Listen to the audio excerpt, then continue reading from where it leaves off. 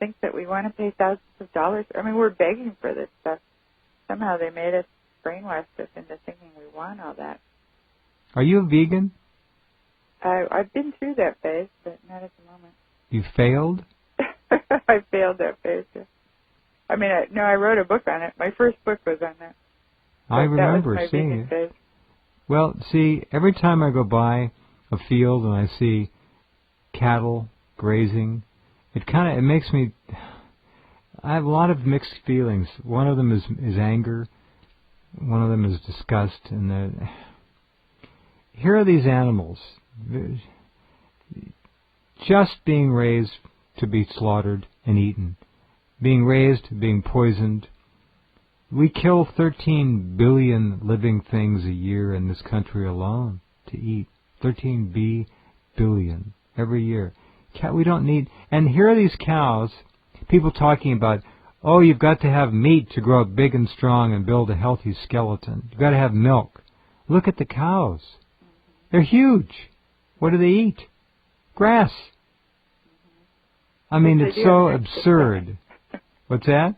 They do have an extra stomach for that. Well, do horses? But I have a $400 blender. Atta girl. $400 blender. Yeah, horses, giraffes, any mammal. Think about it, folks. They eat greens. You don't need meat. You don't need dairy, especially because it is so toxic. Yeah, there's this great book, I think it's Greens for Life, anyway, that you can take. She did research. They were vegetarian, and they felt they were missing. They were vegan, and they felt they were missing something. And so she did some research and discovered that chimpanzees whose digestive system, or their DNA is closer to ours than any other animal, that 50% of their diet is greens.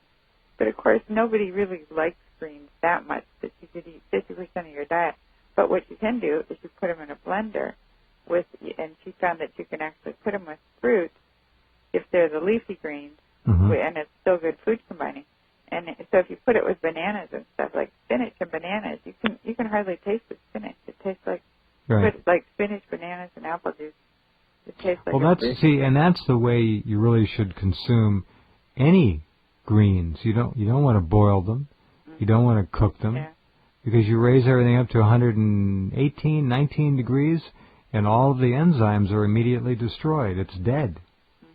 Dead. I don't know, my $400 blender probably whacked them up pretty good too. But yeah, well, there's that. Now, there's one of these blenders I've forgotten. It's the $600 blender. It's the Vitamix. Yeah, well, it beats things up so badly that it has to do damage at the molecular level. I mean, it just pulverizes them. Yeah, you don't need to do that. I blend them till it looks like it's tolerable, but I turn it off real quick. Yeah, well, you're still getting a lot of whole food, live food that way. Yeah, you kind of chew it because it's still kind of sure. Thick. Yeah. All right. Well, you'll live an extra 30 like years doing that. Soup. Yeah. A cold soup. Well, I hope you do well with this bank idea, because I think states' rights, if it isn't steamrolled entirely, the whole movement by the feds, has a chance of at least some small victories. Well, what I see happening globally with the BIS and the IMF and all that, what they're trying to do is keep us from realizing that we have that option of creating our own credit and our own money.